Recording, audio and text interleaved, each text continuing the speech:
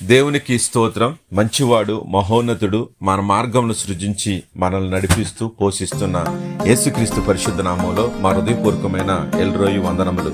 ఈరోజు దేవుని వాగ్దానం మొదటి దినవృత్తాంతముల గ్రంథము 16వ అధ్యాయము 13వ వాక్యం.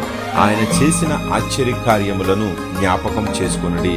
ప్రియమైన దేవుని బిడ్డ, ఆయన కనినటువంటి, ఆయన పంపినటువంటి దేవుణ్ణి మనుషులు మర్చిపోతున్నారు. నీ ప్రాణ స్నేహితులు ఒకరోజు నిన్ను మర్చిపోతారు.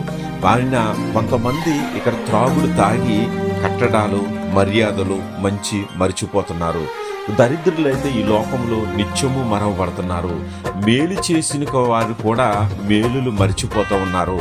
ఒకరికి ఒకరు మర్చిపోతారు, దేవుని మాటలు మర్చిపోతారు. ఒక దినాన్ని రక్త సంబంధం అనేటువంటి ఎక్కడైతే ఉందో ఆ బంధం కూడా ఒక రోజున నీవిక్కడ కనుమూసిన రోజున మర్చిపోతారు. కానీ దేవుడు అంటా ఉన్నాడు, ఆయన చేసిన ఉపకారాలు మాత్రం మీరు మర్చిపోకండి. ఈ లోకం నిన్ను మర్చిపోద్ది, ఈ లోకం నీ కుటుంబం నిన్ను మర్చిపోద్ది, సమస్తము కూడా నువ్వు చేసిన పనులన్నీ మర్చిపోతారు. కానీ దేవుడు అంటున్నాడు, ఆయన ఆశ్చర్యకరం జ్ఞాపం చేసుకోండి. ఆయన చేసిన మేలులు ఎప్పుడు మర్చిపోకండి.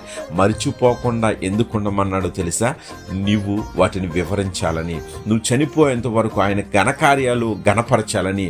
అవి చెయ్యాలి అంటే నువ్వు ఆయన సన్నిధికి వెళ్ళి చూడాలి, ఆశ్చర్యకలను వినాలి, బైబిల్ గ్రంథంలో ఉన్న అద్భుతాలు నువ్వు చూడాలి.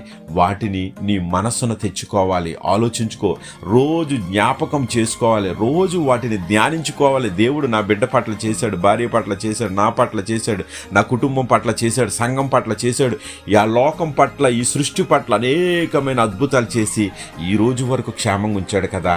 ఆ హెచ్చరికలు చేయవాడు దేవుడు నీవే ప్రభు అని ఆయన పాదాలు చెంత పడితే ఆయన నామమును ఎరిగిన వారంట ఆయన నామాన్ని గణపరుస్తారంట.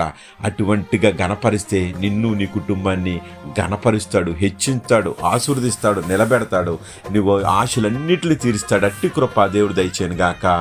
ఆమేన్. God bless you.